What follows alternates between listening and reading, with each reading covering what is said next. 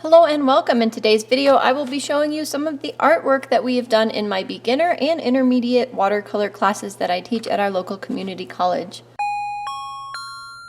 On this channel, we do all kinds of things watercolor, and once in a while we get distracted by another fun art supply, so stay tuned to see what we have today. This is the finished aspen tree tutorial that I did show you in a previous video. I will link that up in the corner. So this is on Arches 140-pound cold pressed cotton paper.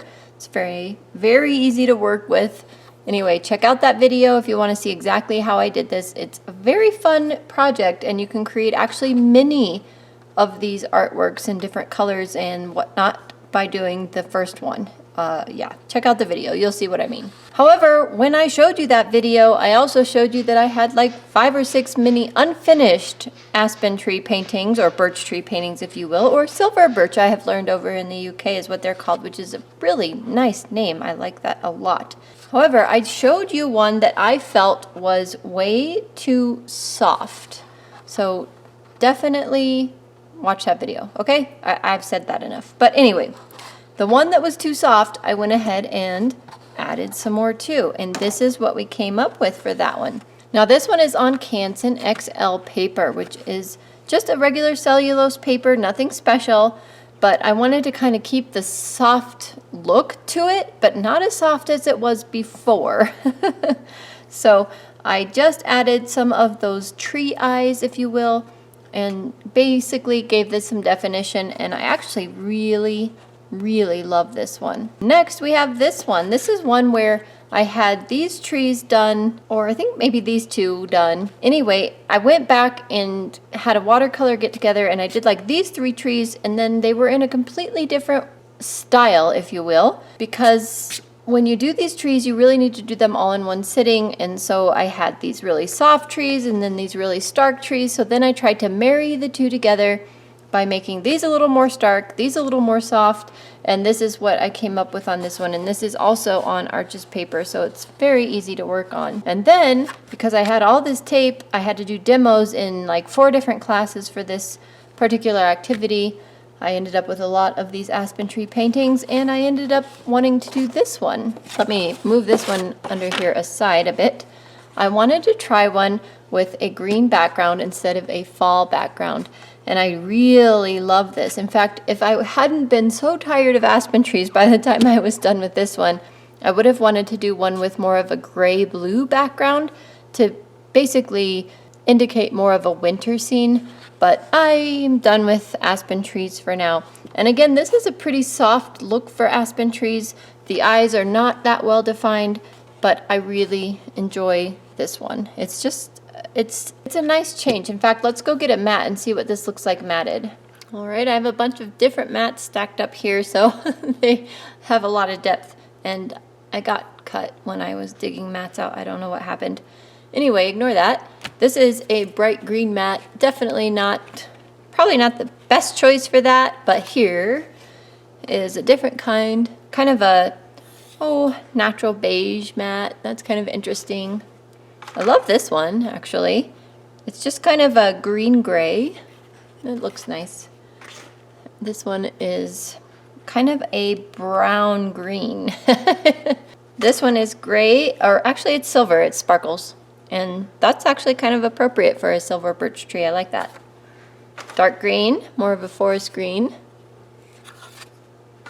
I'm pretty sure that's black. That actually looks very striking. And white. And then, just because I was curious, I grabbed an orange frame and put that one in it. So maybe a little too much orange, but I guess if you're going for a full-on fall scene, there you go. So one other thing we did in class, actually I don't think this was in class. Yeah, this was in class. I don't know. I finished things up in watercolor group and in class, and I wanted to try really dramatic shadows on this particular one because I've done so many of these.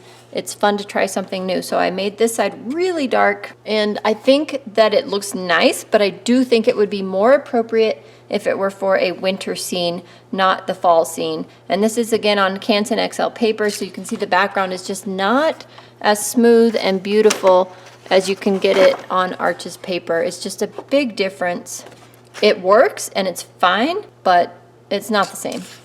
So then in class, I also showed them how to do more individual leaves and stuff on an aspen tree. And then a little bit more where you put this background color, this lighter color, let it dry, put the darker color on top of it, and then you scratch it. That can either be with like piece of a plastic card, the back of your paintbrush, whatever, anything that's hard that will scratch through that paint and create that lighter look for grass. And it's cool because it takes the darker paint and pulls it out into the rest of that. So you have the highlights in the dark part and then the shadows in the light part, and it just makes it look really cool. And then these two are paintings my student did, and she threw them away. I was gonna beat her. I told her throwing them away is unacceptable. I think this is gorgeous. This is with Brusho, and I have shown Brusho on my channel before. Basically, it's a powdered crystal watercolor, if you will, and it comes out, like I said, powder, and you can add water to it and use it like regular watercolor, or you can take it out in powder form and then like spray water over the top of it and create really neat effects like you see here. So this is the other one that she also threw away. And I can't believe it. It's so gorgeous. I just love it. So this is Brusho for you. I highly encourage you to get some Brusho and try it out if you like things more like this, a little bit more uncontrollable. Granted, yes, you can put powder in the ceramic dish, add water, and mix it all together and make regular old dye-based watercolor, but doing it in the uncontrolled fashion is really fun. So here is some more Brusho. This is one I did as a demo, and I basically put the powder on and then sprayed water over in a few areas. I was hoping for maybe some fall trees up here and some more ground bushes down here. So this is something that I need to finish up, and we did a whole bunch where we just played with these little spray bottles that I have, and these ones have alcohol in them. So this is, I think, 99% rubbing alcohol. And these little spray bottles, I'll link them below, but they come out in a really fine mist, so you don't actually see a whole lot of effect with that. If you have a spray bottle that comes out in a little bit more mottled fashion, you probably have better luck seeing what it does. And then the bleach here. So these actually work better. This bleach works better if you are using a dye-based watercolor. It does not work very good on high-end watercolor or regular watercolor like Core, Daniel Smith, or whatnot. The bleach does absolutely, well, it appears like it does absolutely nothing. So if you're using a dye-based watercolor, you'll get a really cool effect with the bleach. Let me find that and show it to you. Here we are. So this is what bleach can do on a dye-based watercolor. So the background on this one is Brusho, which is dye-based, and the bleach was sprayed on top. Not with this. This does too fine of a mist to see these big globs, but this was with a bigger spray bottle that obviously put out in bigger dots. So bleach can be fun. It does brown the paper a little bit, so you have to keep that in mind. Alcohol doesn't brown it as much. This one here is the quinacridone rose from Daniel Smith, I believe. I just put that down when it was still wet. Then I sprinkled some of the Brusho olive, I believe, olive green on top of that, and you get a really fun effect. It's so gorgeous and fun to play with. This one was bleach sprayed on whatever blue this is. I think it's probably Daniel Smith as well. And you can see that little spray bottle just does too fine of a mist, so you can barely tell anything here. However, then I did put a little bit of salt on top of that. So those are some things we play with in class. And then I was painting more cats while I had some free time while they were working on projects.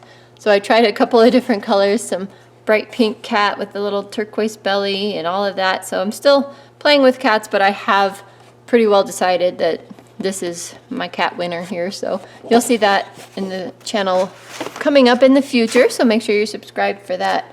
And then this one is kind of fun. So this is all of these here.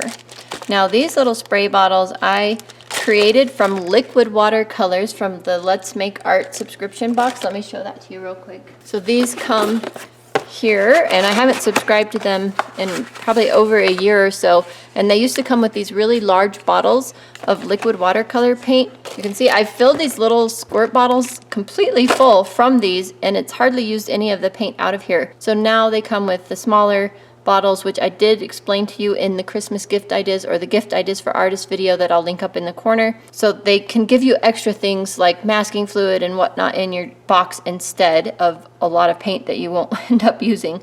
So this paint is a little bit difficult to work with in my opinion. So putting it in these spray bottles is a really good option for just trying something new, experimenting with something new. And you don't have to put it in neat, which means undiluted. I did, and I think that was kind of a mistake. I actually think you should probably fill these half full and fill the rest up with water because these are very concentrated colors, and so it's kind of tricky to get a color once you spray it on here that is not overpowering. So this, I had a water on here and I sprayed the watercolor from these, and then I sprayed even more water, and so I will end up making something from this painting. I like it. It's very muted, calm, so I do need to finish this up. I have a lot more paintings that we've done in class that I just can't find right now. I think I've put them away or something. Okay, I found the rest of the experiments from class. So this is a painting one of my students did that she threw away. Different student than the previous one, but still. Anyway, I really love most of it and could probably cut it up and use it for bookmarks or separate small little paintings or whatever you want. But he tossed it. So I used the back of it to play with Brusho again. I was showing the students how if you use a brush in it, you can definitely spread it out more like watercolor effect, whereas if you just sprinkle it on, you get that kind of effect. And then putting it in water and mixing it together and then just dabbing it on a wet piece of paper will give you that kind of effect. So Brusho is pretty interesting. And then showed him how basically this is using the Brusho as watercolor again, doing a little feather. This is Inktense here. Maybe that was Inktense. I don't think so. I think it's Brusho. More Brusho stuff. I don't know what that was. Or that. Oh, I think this was dabbing on alcohol. So kind of interesting. And this was an Inktense and Brusho demo. And it's kind of hard to demo on the spot in class and actually come up with something kind of cool and interesting, but it mostly worked. So Inktense in the background, big blocks. I didn't use the pencils, I used the big blocks. And then wet a few areas and put some Brusho on it. So it's different. It's okay. This was salt. So you just can't go wrong with salt, basically. This, I think, was bleach in the background, and then I dropped a little bit of alcohol on it. And this is regular watercolor, so you can see that the bleach and alcohol don't work as well on regular watercolor, like I was mentioning. This one here is basically plastic wrap, saran wrap, cling wrap, whatever you want to call it. This was bleach in the background, I believe, and then I dropped some alcohol on top of that one again. Hopefully I'm remembering these correctly. This was wetting the whole paper, had a few places that were dry, and then just sprinkling Brusho on top of it and watching it explode. I didn't use a brush to pull this out at all, and it's gorgeous, but it's very heavily pigmented in a few areas. This was using the spray watercolor. Very interesting. So you can see how bright it is if you put it in full strength. So that's why I recommend diluting it a bit. And this was the, I forget, one of the blues, ultramarine blue or something in the background. I sprayed alcohol over the top of it. It didn't do a whole lot. You can kind of see a little bit here. And then I sprayed some of this color on top of it just to give it some kind of different effect. This was, again, plastic wrap. A little harder to see on the light blue. This was bleach. Just hardly does anything on regular watercolors. This is Brusho. And it was a pretty solid mass of color, and then I sprayed bleach. So you can see how the bleach browns the paper, like I was mentioning, but it did push the color away, and it creates kind of very interesting effect in dye-based watercolors. Again, the spray watercolors. Need to make something out of that one. Nothing on the back. This one, I think that was the bleach as well, and you can see on this color did absolutely nothing, so then I just drew over the top of it with a white gel pen.